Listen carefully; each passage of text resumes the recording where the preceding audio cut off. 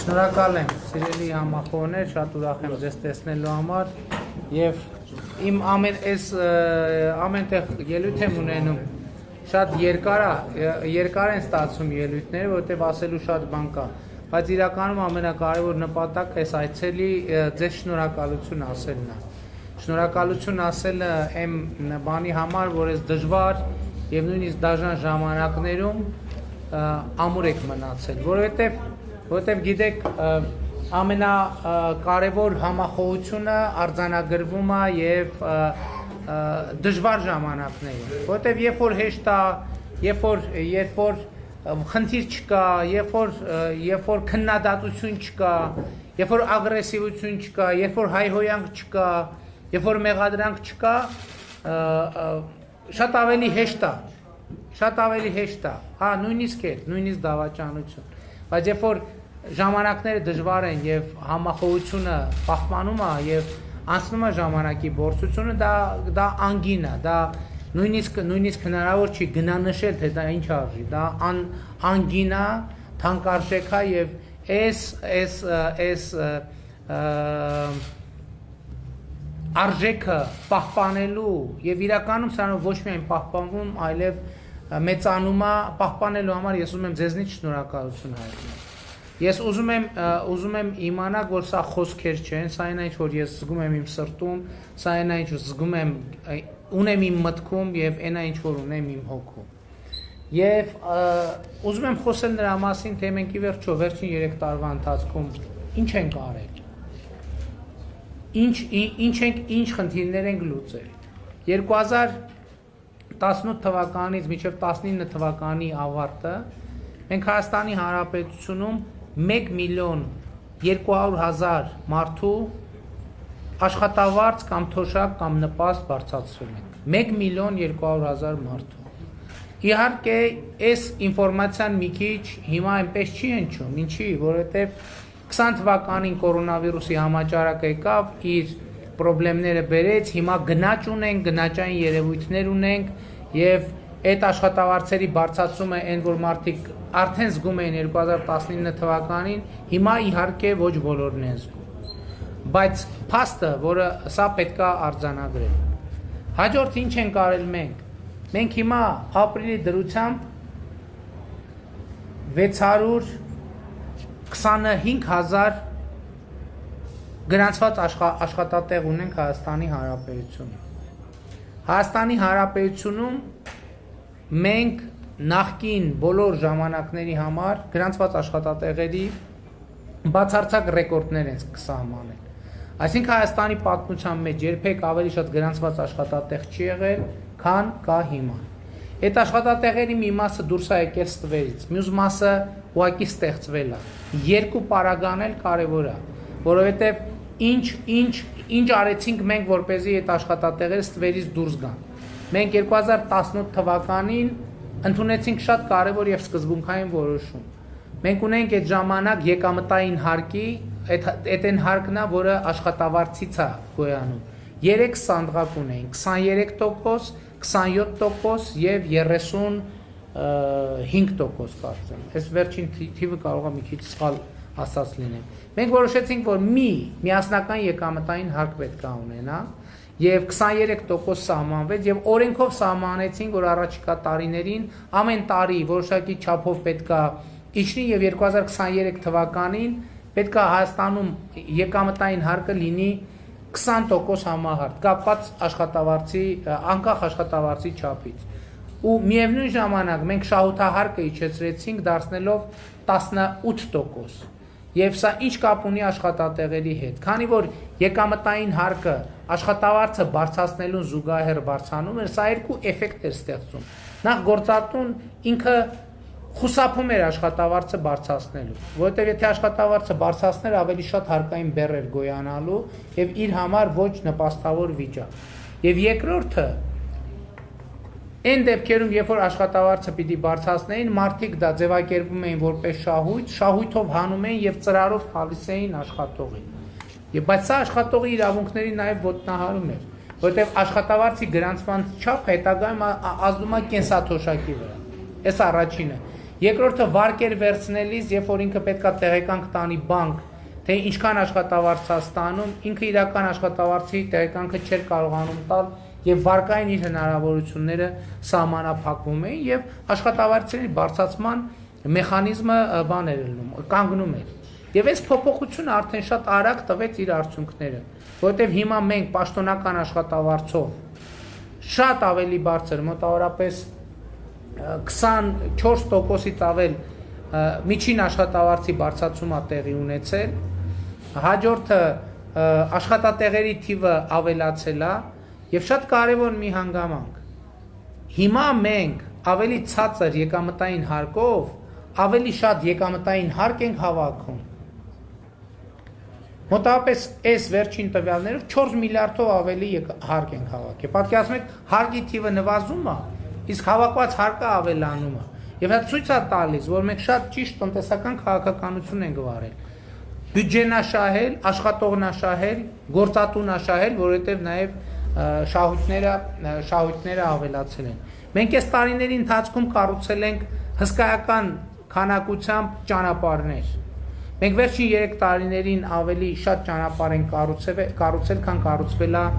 վերջին, ասենք օրինակ 6 տարվա ընթացքում։ Մենք սոցիալական ժողովրդագրության ոլորտում իրականացրել ենք շատ կոնկրետ ծրագրեր, որոնք շարունակական են լինելու, ես դա ուզում եմ ընդգծել հատուկ։ Առաջին, երկրորդ երեխայի միանվագ վճարման չափը մենք կրկնապատկել ենք եւ 6-ապատկել ենք։ Առաջին երեխայի դեպքում 6-ապատկել ենք, երկրորդ երեխայի դեպքում կրկնապատկել ենք։ Մենք գործարկել ենք երեխա ունեցող ընտանիքներին հիպոթեկային վարկի ապահովման ծրագիր։ Այդ ծրագրի էությունը հետեւյալն է. Եթե երեխա ունեցող ընտանիքը ուզում է հիպոթեկով վարկ վերցնի, պետությունը աջակցություն է ցույց տալիս այս մասնավորապես հիպոթեկի կանխավճարը վճարելու առումով, որտեղ օրինակ գիտեք, որ կան ընտանիքներ, որոնք սկզբունքորեն կարող են ձեռք բերել բնակարան, բայց այդ հիպոթեկի կանխավճարը վճարելու հետ կապված խնդիրներ են ունենում, եւ մենք գործարկել ենք ծրագիր, երբ որ հիպոթեկի կանխավճարի ապահովագրություն ենք ձեռք բերում քաղաքացու համար, եւ այդ ապահովագրության գումարի 90%-ը վճարում ենք։ Հաջորդը տարբեր կոմբինացիաներ կան, այնտեղ ես ընդհանուր գծագրերով ասեմ, ճշգրտությունը ուղղակի շատ մանրամասների մեջ առանց մտնելու։ Մարզերի եւ Երևանի միջև իհարկե որոշակի տարբերակում կա արված, երեխայի ծնվելու պարագայում, երկրորդ, երրորդ երեխայի ծնվելու պարագայում այդ հիպոթեկային վարկերից մենք միանգամից միանվագ վճարում ենք, այսինքն ոչ միայն քաղաքացին երեխան ծնվելու պարագայում ստանում է միանվագ վճարը, որ այդ 300,000 միլիոն կամ միլիոն ու կես, այլև մենք մայր գումարից հիպոթեկի ծնվեց երեխան, միանվագ ասենք 500,000-ից մինչև 1 միլիոն դրամ մայր գումարից վճարում ենք, փակում ենք։ Եվ սա ժողովրդական ծրագրերի կարևոր հատվածներից մեկն է։ Հաջորդը, դուք գիտեք, որ շատ կարևոր ծրագիր ենք մենք ներմուծել, երբ որ աշխատող ծնողների երեխայի մինչև 2 տարեկան դառնալը խնամքի նպաստը մենք բարձրացրել ենք եւ հատկապես գյուղական համայնքներում մենք բարձրացրել, երկու հատ շատ կարևոր նորամուծություն ենք մտցրել։ Առաջինը գյուղական համայնքներում աշխատող ծնողները, մայրերը 2 տարեկան երեխայի, մինչև 2 տարեկան երեխայի նախկինում ստանում էին 18,000 դրամ նպաստ։ Հիմա այդ նպաստի չափը դարձել է 53,000 դրամ։ Այսինքն կրկնակից ավել անգամ ավելացել է 2 տարի աշխատող ծնողների մասին է խոսքը։ Հաջորդը գյուղական բնակավայրերում մենք նույնիսկ չաշխատող ծնողներին նշանակել ենք նպաստ 25000 դրամի չափով։ Այսինքն մենք ուզում ենք խթանենք, որպեսզի ժողովրդագրության առումով օգնենք մեր ընտանիքներին, ծնողներին, որպեսզի նրանք ավելի թեթև տանեն այն հոգսերը, որոնք կապված են երեխայի ծննդյան հետ։ Կրթության ոլորտում մենք շատ կարևոր փոփոխություններ ենք արդեն ձեռնարկել։ Այս պայից սկսած մայիսը ավարտվում է 5 առարկաների ուսուցիչներին հնարավորություն ենք տալիս ներկայանալ կամավոր ատեստավորման։ Այսինքն ատեստավորում որն է, ուսուցիչը գալիս է ասում է, որ ես պատրաստ եմ եւ առաջարկում եմ, որ դուք իմ գիտելիքը ստուգեք եւ որոշակի միավորները հավաքում։ Այդ ատեստավորման արդյունքում լավ միավոր հավաքած ուսուցիչները 30-ից 50%-ով ավելի բարձր աշխատավարձ կստանան արդեն 2021 թվականի նոյեմբեր ամսից։ Եվ այս process-ը կլինի շարունակական։ Եվ ինչի արդյունքում ինչով ավարտվելու գործընթացը, ավարտվելու է նրանով, որ կամ մենք դպրոցում ունենալու ենք բարձր աշխատավարձ կամ չէ, մենք դպրոցներում 3-5 տարվա ընթացքում ունենալու ենք միայն լավ որակավորված եւ բարձր աշխատավարձ ստացող ուսուցիչներ։ Էլ ինչ ենք արել մենք գործարկել ենք Հայաստանի Հանրապետությունում մանկապարտեզների եւ նախակրթարանների զանգվածային կառուցման ծրագիր, որպեսզի ինչպես մենք խոստացել էինք, մենք հիմա այդ պլանի իրագործմանն էին գնում, որ մինչեւ 2023 թվականը մանկապարտեզային տարիքի բոլոր երեխաների համար լինի հնարավորություն մանկապարտեզ գնալու։ Դուք գիտեք, որ հիմա մենք խնդրեմ ունենք եւ Երևանում եւ մարզերում ունենք խնդրեմ, որ երեխաները, որ ուզում են մանկապարտեզ գնան, բայց մանկապարտեզ չկա։ Երևանում հերթերի խնդիր է, բայց մենք բազմաթիվ բնակավայրեր ունենք, որտեղ ֆիզիկապես մանկապարտեզ չկա։ Մենք հիմա սկսել ենք ծավալուն կերպով իրականացնել այդ ծրագիրը։ Էլ ինչ ենք արել։ Մենք Հայաստանի Հանրապետության առողջապահության ոլորտում իրականացրել ենք շատ կարևոր ծրագրեր։ Գործնականում սրտի ստենտավորման ամբողջ գործընթացը արվում է որոշակի պայմաններում, արվում է պետության հաշվին։ Այսինքն մեր են քաղաքացիները, որ Աստված չանի տնից տեղից հեռու ինֆարկտ են ստանում, հիմա Փառք Աստծո տեխնոլոգիաները այնքան են զարգացել, որ բուժվում են, բոլորը ստանում են պետպատվերով սպասարկում։ Հաջորդը մենք ինսուլտի ստենտավորման ծրագիր ենք իրականացնում։ Ինսուլտը, որ ինֆարկտի նման երկար տարիներ մեզ ամենաշատ տառապանքներ պատճառող հիվանդությունից է, մենք այսօր պետական պատվերով ինսուլտի այդ միջամտության ծրագիր ենք իրականացվում եւ ինսուլտ ստացած քաղաքացիներն ու այնտեղ տարբեր տեսակներ կան, էլի ես բժշկական տերմիններով այդքան չտարբերակեմ, չեմ էլ տիրապետում, որ անկեղծ ասեմ, բայց այն դեպքերում, երբ որ դա հնարավոր է տեխնոլոգիապես անվճար պետպատվերի շրջանակներում մենք միջամտություն ենք։ Դա ինչ է նշանակում ժողովուրդ, որ մարդը երբ որ ինսուլտ է ստանում նախկինում, որոշակի տեսակներ կա, որ չի լինում, դե հիմա չի զարգացել տեխնոլոգիաները, բայց գրեթե դեպքերի 90%-ում մարդը անպայման վերադառնում էր ինչ որ մի ֆիզիկական մի թերության, թևներ թույլ լինում, ոտներ թույլ լինում։ Հիմա տեխնոլոգիան զարգացավ եւ այս ծրագիրը մեկնարկել է 2019 թվականից։ Նախկինում Հայաստանում դա չի եղել։ Հիմա ոնց որ սրտի ստենտավորումն է, մտնում են գլխուղեղի այդ անոթների այդ հատվածում ստենտ են դնում, դե ինսուլտն է, որ խցանվում է անոթը։ Եվ մարդը լիարժեք վերադառնում, այսինքն իր վրա ոչ ինսուլտի որևէ հետևանք չի եղել։ Էլ ինչ են կարել առողջապահության բնագավառում։ Մենք ժամկետային զինծառայողների ծնողների բուժսպասարկումը ամբողջությամբ իրականացնում ենք պետպատվերի շրջանակում։ Եվ սա մենք արել ենք, սա ոչ միայն սոցիալական ծրագիր է, այլև անվտանգային ծրագիր է, որովհետև մենք ասել ենք, որ զինվորը երբ որ սահմանին կանգնած է, ինքը մտածում է, որ բա հիմա իմ հայրը կամ մայրը, որ հիվանդացան, բա ով է իրանց հոգսերը հոգալու։ Մենք մեր զինվորների ժամկետային զինծառայող զինվորների ծնողներին ասցինք հետևյալ, ասցինք սիրելիներս,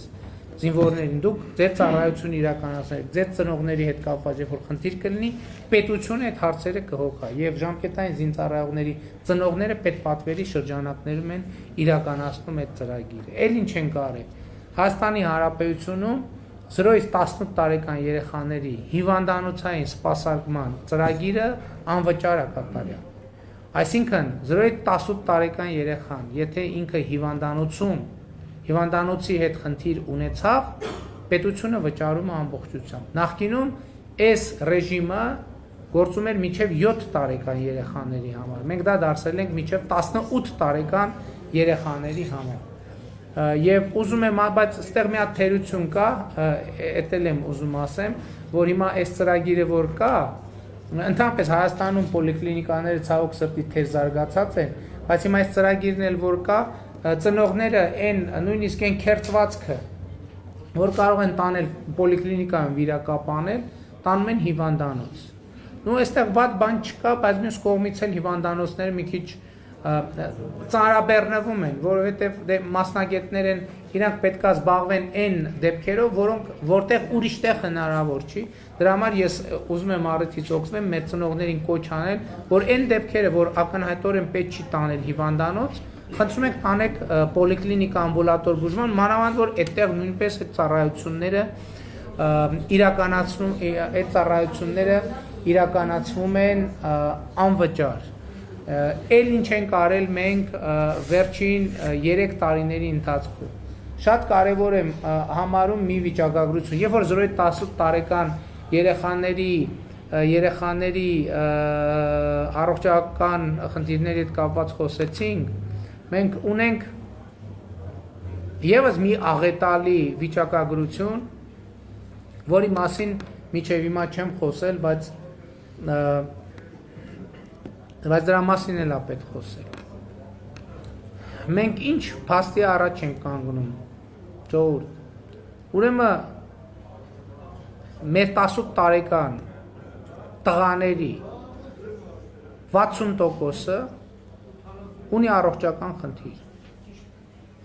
60%, դուք պատկերացնում եք այդ ինչ թիվը։ 60%-ը ունի առողջական խնդիր։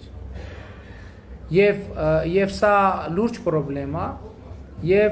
բայց այդ առողջական խնդիրի միջալոց նաև ինչ է դա կապված, որ մեր դպրոցներում օրինակ ֆիզկուլտուրայի բան չկա, ֆիզկուլտուրայով զբաղվելու շատ դպրոցներում կամ չկա, շատ տեղերում էլ կա, որ անլուրջ են վերաբերվում ֆիզկուլտուրայի դասերի։ Դե հա լավ է, լավ դե երեխան ինչի թող գնա բան զբոսնի եւ այլն, բայց ճիշտ չի դա բերում է շատ ծանր հետևանքներ եւ դրա հետևանքն է, որ արդեն երկար տարիներ մեր 18 տարեկանների 50%-ը ունեն խնդիրներ, առողջական խնդիրներ ու այդ խնդիրները բավականին լուրջ են, եթե իրանք արձանագրվում են, այսինքն այս բան չէ, որ կարելի է նաեւ չնկատել։ Եվ մենք ինչ ենք արել։ Մենք 2019 թվականին մարզադպրոցներին եւ դպրոցների համար ձեռք ենք բերել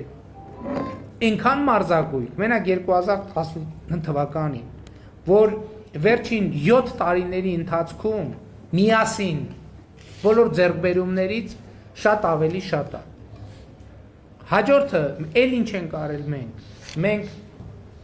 լուծել ենք երկար տարիներ Հայաստանի Հանրապետությունում անլուծելի թվացող հետևյալ խնդիրը՝ մենաշնորհները։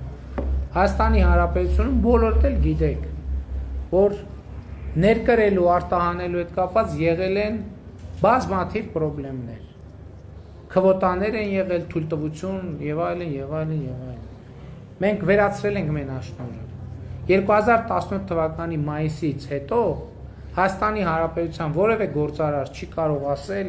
որ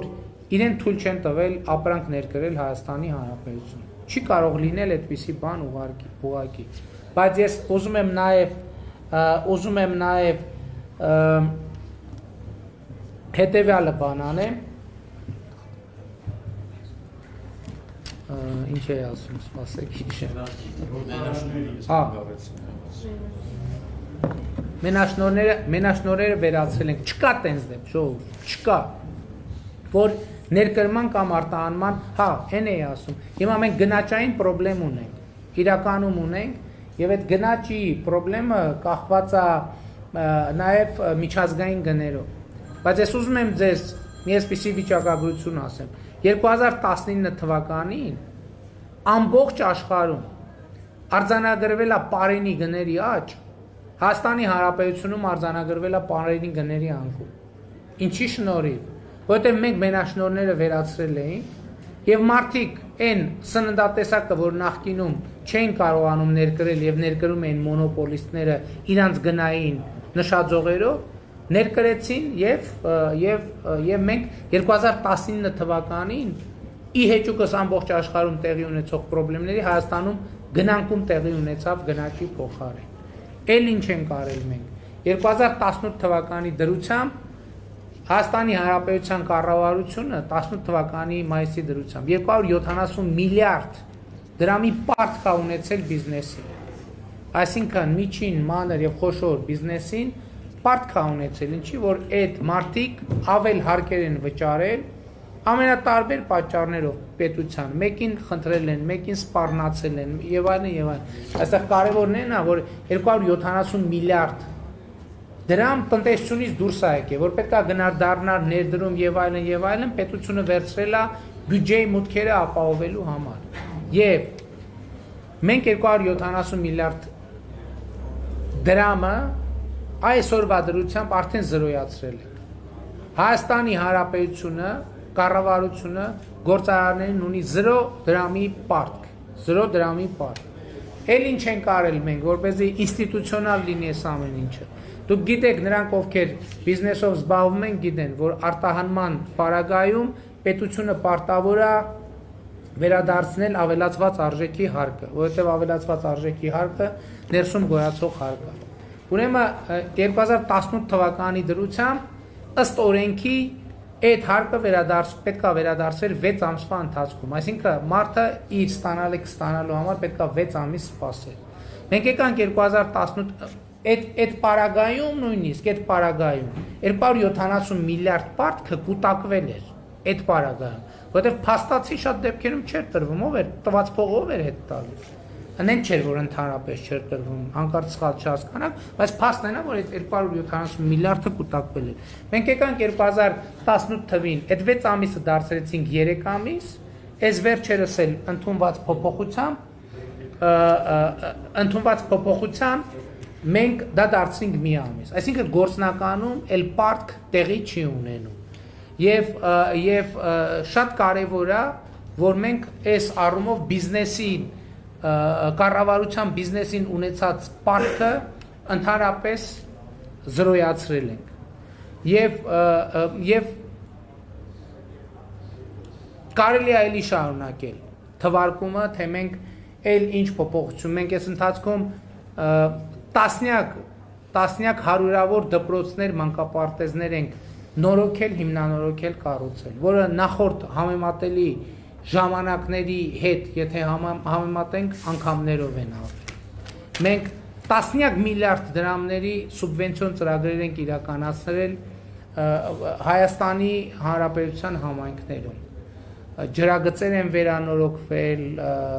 լույս է անցկացվել եւ այլն եւ այդպես շարունակ։ Ես այս ամեն ինչի համար եմ ասում։ Ես էլ չեմ ասում, որ մենք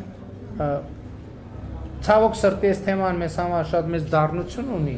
բայց մենք 2019 թվականի, 20 թվականի դրությամբ լուծել էինք մի հարց, որը շատ երկար տարիներով չէր լուծվել։ Զինվորներին պատշաճ սննդով ապահովելու խնդիրն է։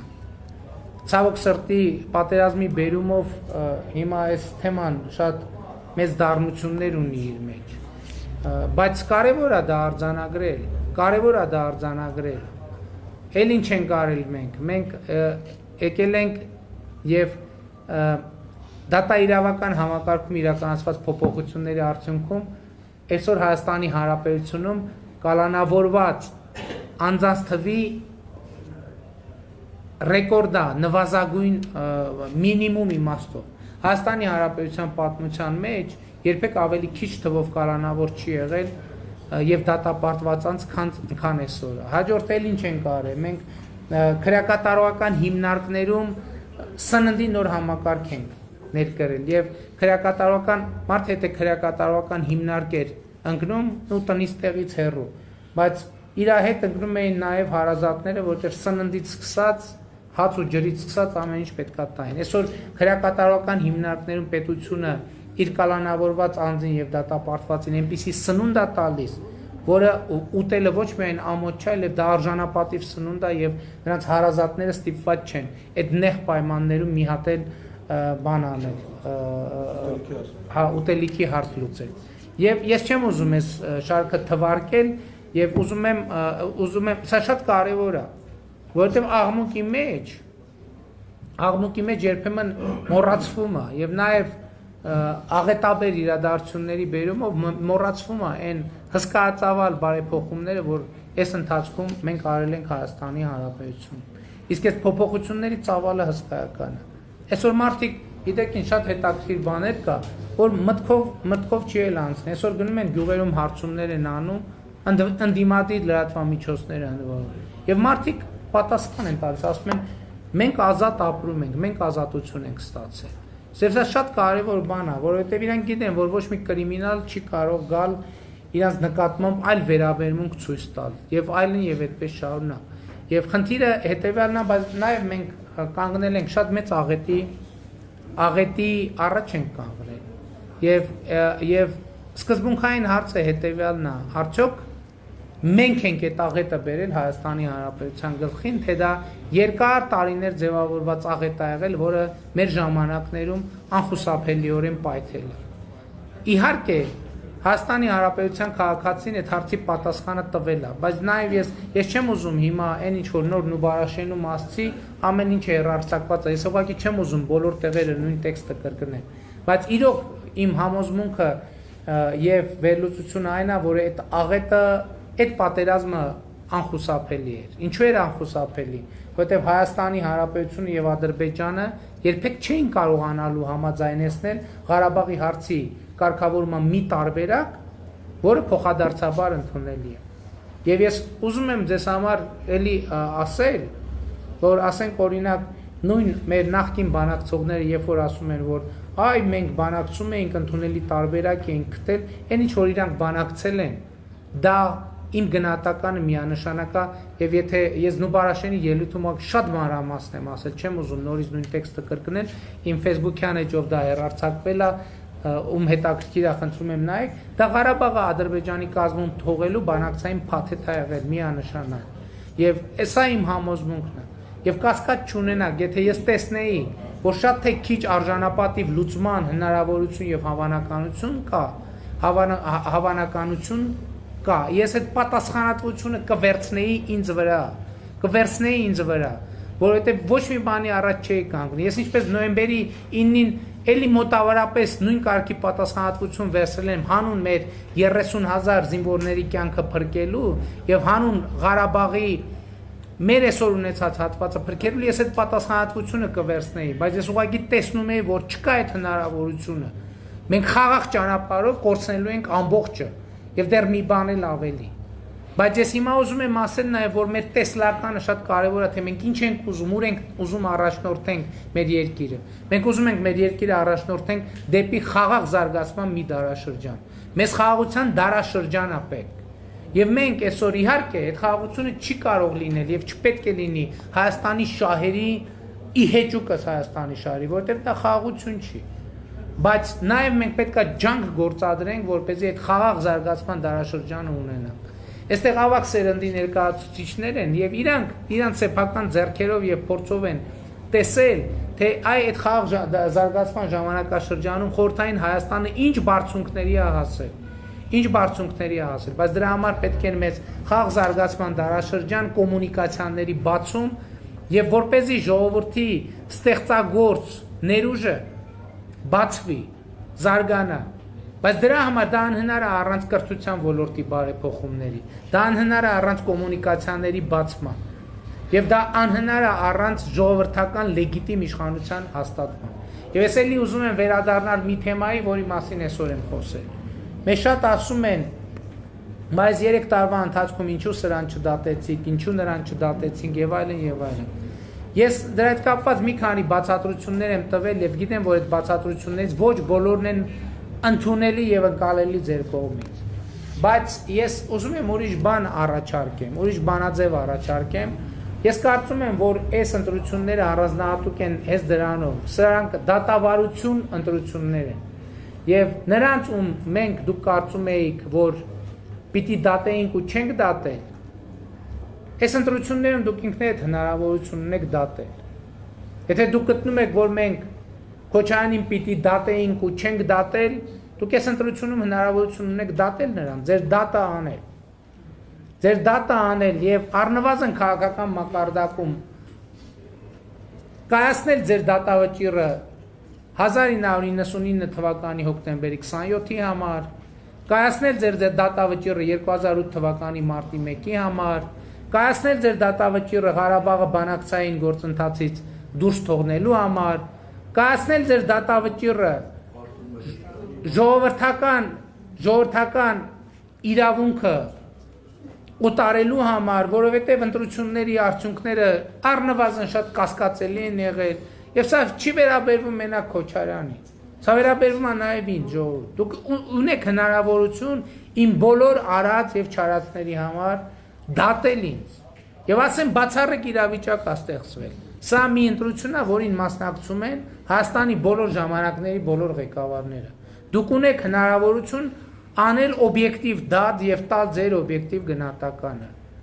Ինձնից սկսած Ռոբերտ Քոչարյան, Սերժ Սարգսյան, Լևոն Տեր-Պետրոսյան եւ անեք ձեր օբյեկտիվ եզրահանգումը։ Սա շատ կարեւոր է եւ ըստ էության այս ընտրությունների կոնտեքստը հենց այդպիսին է։ Այո, ես ասում եմ, որ այս պատերազմը իմիջայլոց ասել։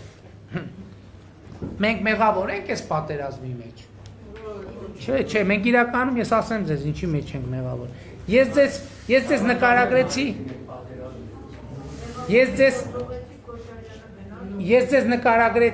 Ես ձեզ նկարագրեցի մի իրավիճակ, երբ որ իմ հանդիպման սկզբում ես ասացի, թե մենք ինչ ենք արել, թե մենք ինչեր ենք արել։ Եվ այս վերջերս շատ կարևոր մի բան արձանագրվեց, եւ այդ արձանագրումը հետեւյալն է, որ Լևոն Տեր-Պետրոսյանը իր վերջին հարցազրույցի մեջ ասեց հետեւյալ, ասեց Ռոբերտ Քոչարյանը ասում էր, որ ադրբեջանցիներն էին մերժում բոլոր առաջարկները կարգավորման, եւ ինքն էլ մեկնաբանեց, ասեց ինչի են մերժում, որովհետեւ տեսնում են, որ ժամանակը իրանց օգտին է աշխատում, եւ հիմա եկեք այդ տրամաբանությունը միատնայենք, ժողովուրդ։ Ադրբեջանը նայում է ինքը պատրաստ է պատերազմին, այո, ինքը որոշակիորեն եկել պատրաստվել է պատերազմին, բայց տեսնում է, որ իր ժամանակը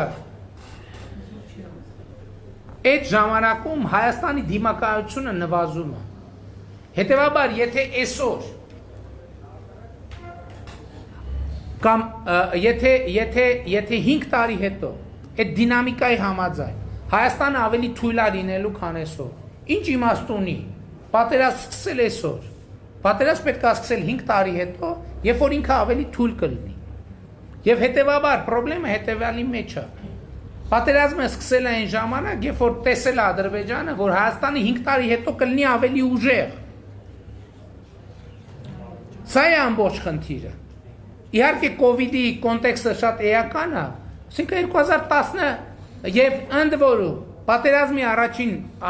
եւ ընդ որում սա շատ կարեւոր է։ Այսինքն մենք մեղավոր ենք պատերազմի մեկնարկի մեջ այնքանով, որ եւ Ադրբեջանը, եւ Հայաստանը, եւ հայությունը, եւ միջազգային հանրությունը տեսել է, որ Հայաստանում տեղի են ունենում որակական փոփոխություններ, եւ Հայաստանը մի տարի հետո, 2 տարի հետո, 3 տարի հետո ավելի ուժեղ է լինելու, քան այսօր։ Հետևաբար պատերազմը պետք է սկսել այսօր։ Սա է պարզ տրամաբանությունը։ Եվ ըստ էության սա ինչ որ առումով անուղղակիորեն մեր մեղքն է, որ Հայաստանում որ Ղարաբաղում պատերազմ է սկսել։ Բայց ես ուզում եմ ասել հետևյալը,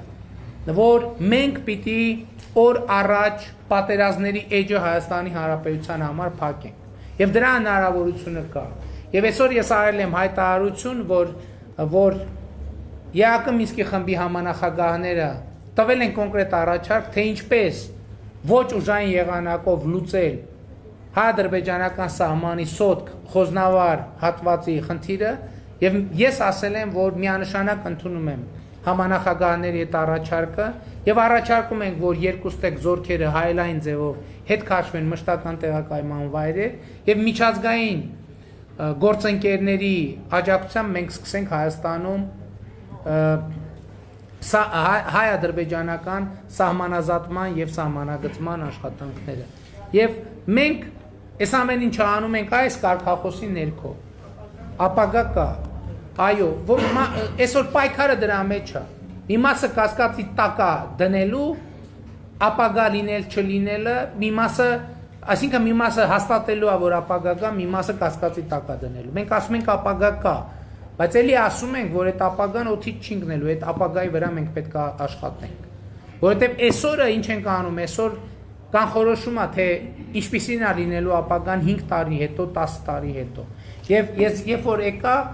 մեր երեխաներից մեկը այս նվիրեց ինձ ասելով, որ սա կարծեմ կոչվում է դու տարբեր անուններ կան, երջանկության, հաջողության, եկեք անվանենք սա ապագայի ծառը, որը այսօր այս ծառը մենք պետք է այնպես մշակենք, որ այդ երեխան եւ իր սերունդը չափահասության տարիքի հասնելիս ունենա այն ապագան, որի մասին մենք հիմա երազում ենք։ Սա շատ կարևոր է։ Սա շատ կարևոր է։ Մեր ներկան պետք է մենք կառուցենք ապագայի մասին ոչ միայն երազելով, այլև այս ապագան կառուցելով։ Եվ հետևաբար ես այս սիմվոլը եւ այս ուղերձը ինձ հետ տանում եմ եւ բարիս բուն իմաստով եւ բարիս փոխաբերական իմաստով այն երազանքը, որ մեր անունը ինչ է, հա չէ, տղայի անունը հարցնում, տղայի անունը չենք հիշում, այս ապագայի ծառը խնամվի, մշակվի եւ փթթի եւ ես համոզված եմ, որ այդ ապագան մենք իրար հետ կառուցել ենք։ Եվ սրա համար ես ակնկալում եմ, որ Հայաստանի Հանրապետության քաղաքացիների առնվազն 60%-ը առաջիկա ընտրություններում կքվեարկի քաղաքացիական պայմանագիր կուսակցության օգտին, որովհետև հենց 60%-ն այն նշաձողը, որ մեզ թույլ է տալու ընտրություններից այդ ոմանք խոսում են հետընտրական, չգիտեմ ինչ եւ այլն եւ այլն եւ այլն։ Այսօր Հայաստանի Հանրապետության քաղաքացիները հնարավորություն ունեն իրանց քվեով բոլոր դավադիր պլանները Հայաստանի Հանրապետության դեմ ուղղված ձախողելու։ Այնպես որ իմացեք, որ ձեր ամեն ձայնը այս հարցում որոշիչ է լինելու։ Կրկին շնորհակալ եմ, կրկին սիրում եմ բոլորիդ, հպարտանում եմ բոլորովդ եւ խոնարհվում եմ բոլորիդ առաջ եւ ապագա կա, ժողովուրդ ջան, ապագա կա։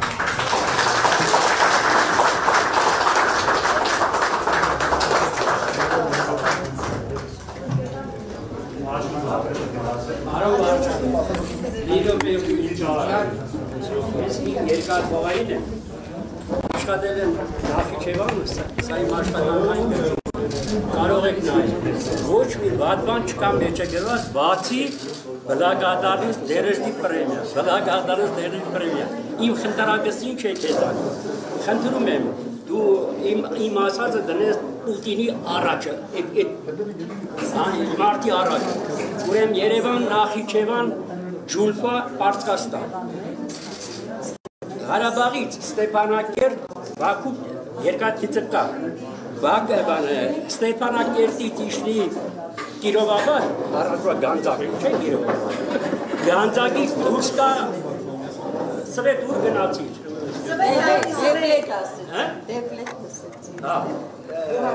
Կիրովաբադ դուրս կա դերբետ,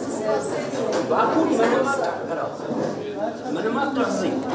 երկաթգիծը աշխարհի հետ, իսկ բանի գիծը, Մոսկվայի գիծը, բանը ես թերթում եմ կարդացել, մատ ափխատները համաձայնել գիծը բացել, մնում ասնել Վրաստան։ Այդ դիրքորոշ ունենա, որ բոլոր գծերը պետք է բացվեն։ Ձերնին քեզ։ Ես բանը խնդրեմ։ Առաջի անգամ կան, բայց քայլերը ձեր հետ միշտ քայլերը։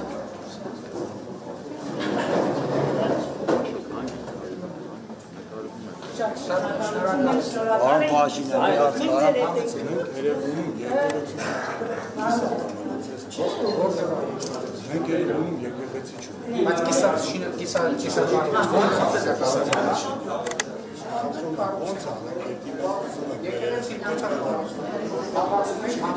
ես կարամ կարգավորում ամայքում շատ հաստատական կազմակերպենք անենք, որտեղ Մեր երևույթում չկա եւ շատ կարևոր հարց է։ Աստված ձերից հավես է։ Ռուխով։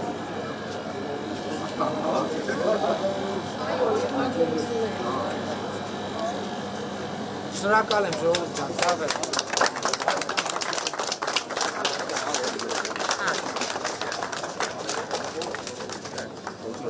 Բարև ձեզ, պարոն Հաշիմյան ջան։